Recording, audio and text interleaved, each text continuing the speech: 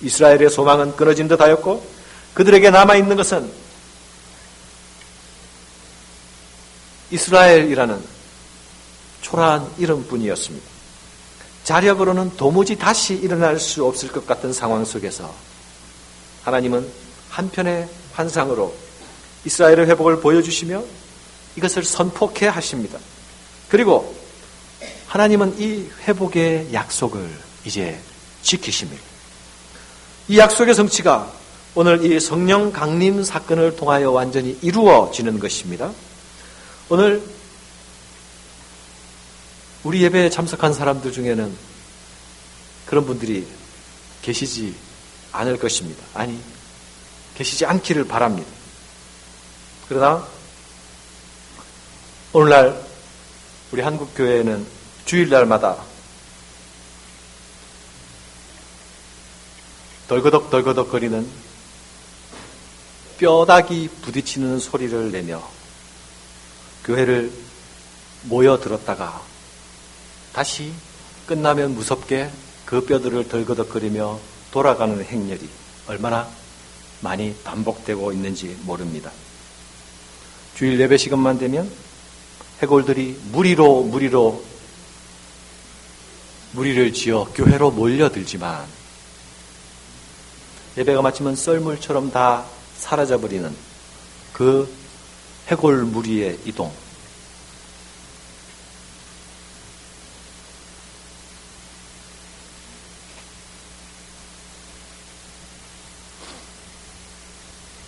그리스도인의 숫자는 몇 명이 모이고 자랑하지만 그러나 그 안에 아무런 능력도 나타나지 않는,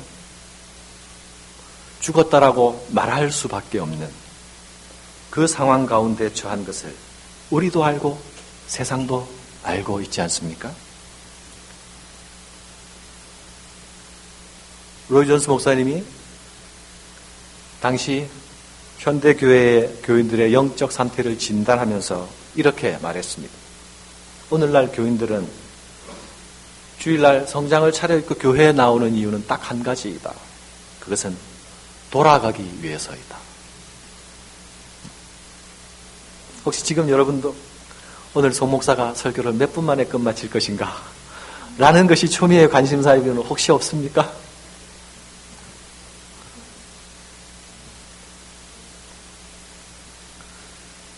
예배 자리에 나올 때에 하나님의 영의 임하심과 그 현존 앞에서 우리의 영이 살아서 나아가는 그 경험은 아득히 사라지고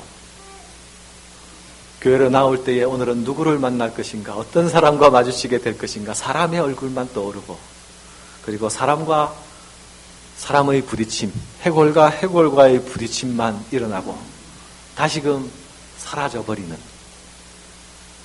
그 일이 오늘도 일어나고 있고 이 교회 안에도 일어나고 있을지 모를 일입니다.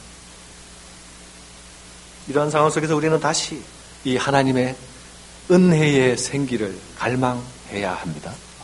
사모해야 합니다. 하나님이 입김이 우리 가운데 불어넣어 주시도록, 하나님의 그 생명의 기운이 우리 심령 가운데 불어넣어 주시도록 새로운 존재로, 새로운 생명으로 창조하시는 이 성령의 역사를 하나님 앞에 나올 때마다 우리는 대망해야 합니다. 예수께서는 부활 후에 제자들에게 나타나셔서 그들에게 평강을 기원하신 후에 제자들을 파송하십니다. 아버지께서 나를 보내신 것 같이 나도 너희를 보내노라. 이 말씀을 하시고 저희를 향해서 숨을 내쉬며 가라사대 성령을 받으라. 숨을 내쉬며 하는 표현이죠. 하나님께서 창조시에 그리하셨던 것처럼 예수님께서도 동일하게 이 바람의 소리, 생명의 입김의 소리를 사용하셨습니다. 오순절날 불어온 급하고 강한 바람은 하나님의 보좌로부터 제자들이 모여있는 공간을 향하여서 정확히 정조준되어서 불어진 하나님의 입김입니다. 하나님의 생기입니다. 하나님의 숨결입니다. 하나님이 이것을 부드럽고 조용하게 부신 것이 아니라 아주 급하고 강하게 드러내셨습니다. 왜입니까?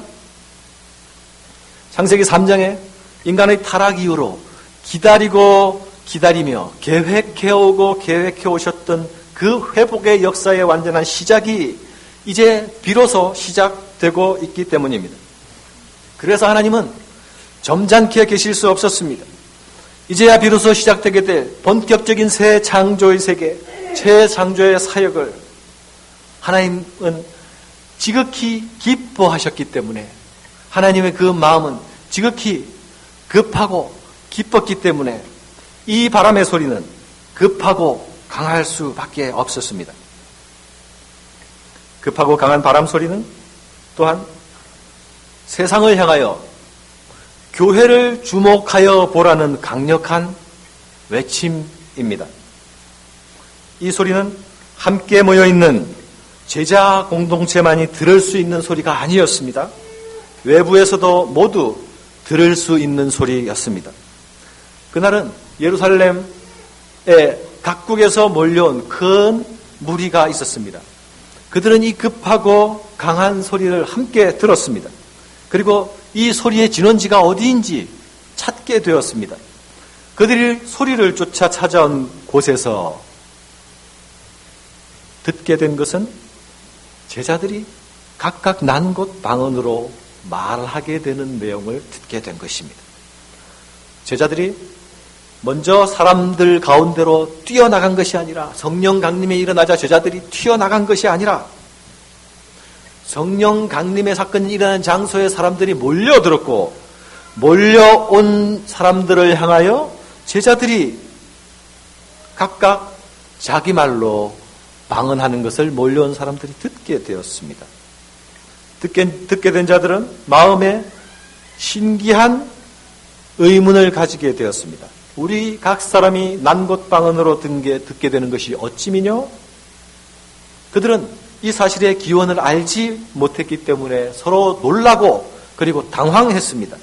그때에 베드로와 11사도가 서서 모인 사람을 향하여 설교하기 시작합니다. 설명하면서 설교하기 시작합니다. 사랑하는 여러분, 하나님은 새로운 교회 시대를 여시면서 세상으로 하여금 교회를 주목해 하십니다. 교회를 통해서 하나님의 큰 일을 듣게 하시는 것입니다. 교회는 언제나 세상을 향하여서 생명에 관한 비밀과 구원에 관한 비밀을 말할 준비가 되어 있어야 합니다. 하나님은 이 일을 위하여서 교회를 세우십니다. 하나님께서 이 교회를 통하여서 행하시기 원하시는 일이 교회가 세상을 향하여서 은과 금을 내어주는 일이 아니라 나사렛 예수의 이름으로 복음을 선포케 하시는 일이, 이 성령 강림을 허락하심으로 우리에게 기대하시는 일인 것입니다. 그러므로 교회는 세상을 향하여 하나님의 구원 역사와 예수 사건에 대해서 언제나 말할 수 있는 준비가 되어 있어야 합니다. 십자가와 예수 사건을 보도하는 보도본부가 되어야 합니다. 우리가 복음을 전할 때에, 개인적으로 복음을 가지고 믿지 않는 자와 말할 때에 내가 예수 믿고 얼마나 잘 풀린 사람인가에 대해서 말할 필요가 없습니다. 그것보다는 내가 그리스도 십자가와 부활을 통해서 어떻게 죽음에서 생명으로 넘어오게 되었는지에 말할 수 있어야 합니다. 하나님은 이 일이, 예수 그리스도의 십자가와 부활 사건이 감추어지기를 원하신 것이 아니라 세상 가운데 들려지고 선포되어지기 위해서 세상으로 하여금 교회를 주목해 하십니다. 이것이 급하고 강한 소리가 담고 있는 상징 중에 하나입니다.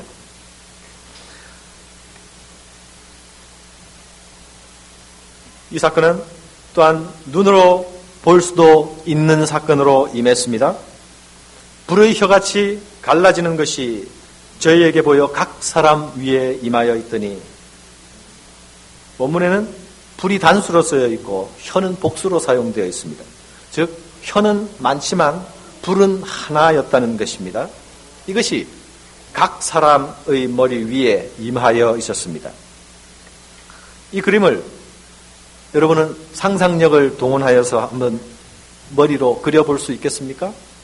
120명의 무리쯤이면 바로 지금 우리가 예배드리는 딱 이만큼의 숫자가 될 것입니다.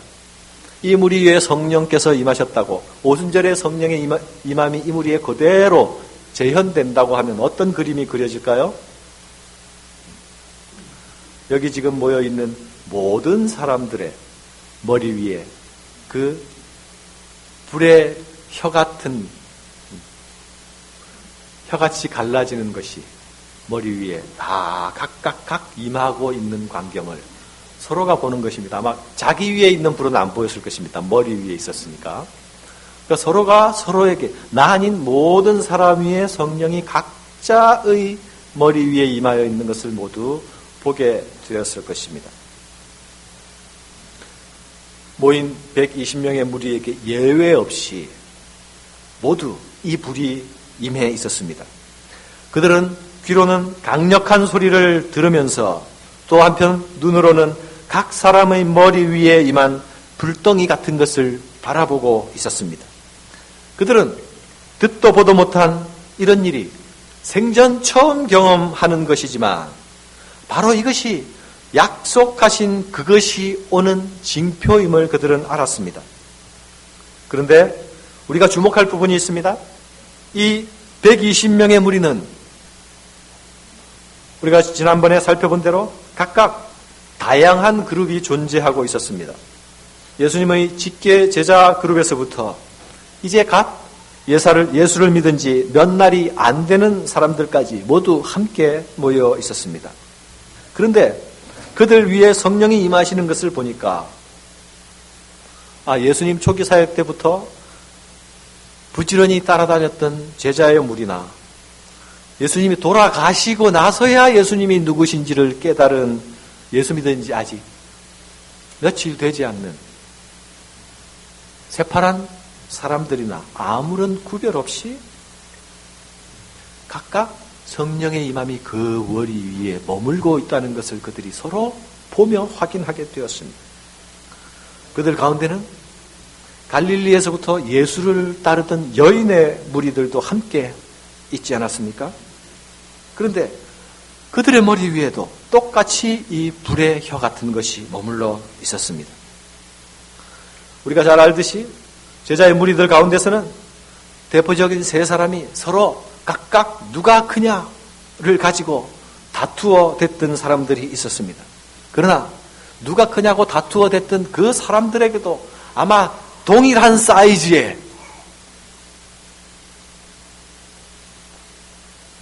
불과 같은 것이 머리 위에 머물러 있었을 것입니다.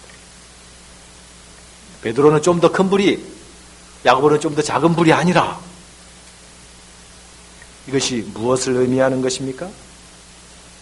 사람들은 언제나 제각각 자신들의 의미를 부여하여서 다른 사람과 나는 다르다, 라는 차등을 두려고 합니다. 그렇게 하는 이유는 적어도 내가 너보다는 조금 낫지 않겠니? 이런 마음이 그 안에 깔려 있습니다. 그렇지 않습니까? 여러분들은 그러시지 않겠지만 저한테는 그런 면이 있습니다. 무언가 요만한 구실을 붙여도 나는 너와 다르다 하는 것을 확인하려고 싶어 하는 것이 우리들의 본성입니다. 그런데 오순절 성령 강림의 현장에 나타난 이 불의 임함의 현상을 보니까 아무런 차별이 없습니다. 거기에는 남녀의 차별이 없었습니다. 예수 믿은 날수의 차별도 없었습니다. 누가 더 큰 제자냐에 대한 차별도 거기에는 전혀 의미가 없었습니다.